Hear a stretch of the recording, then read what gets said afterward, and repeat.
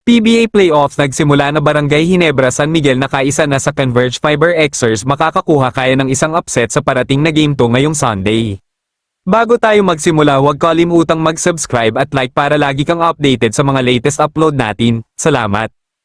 Barangay Ginebra San Miguel nakapag-force ng do or die game laban sa Converge Fiber Xers sa darating na Sunday. Matapos ang laban ng Ginebra at Converge nitong Christmas Day ay nakapag-force ang Ginebra ng isa pang laro para magkaroon pa ng chance na makaabante sa semifinals round at makalaban ang nag-iintay na San Miguel Beermen.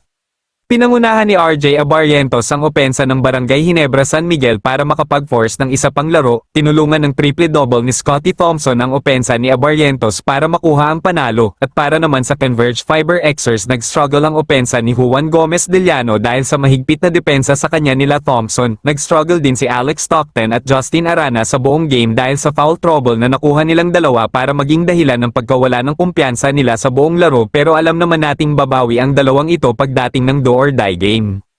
Bench scoring ang naging isang sandalan ng Barangay Ginebra San Miguel para maiuwi ang panalo sa Christmas Day game. Alam din nating magiging maganda ang magiging do or die game ng Barangay Ginebra San Miguel at Converge Fiber Xers dahil hindi magpapatalo ang dalawang koponan para maiuwi ang seat para sa semifinals round. Magiging malaki din ang adjustment ng dalawang team sa paparating na do or die game para magkaroon ng chance na maiuwi ang panalo.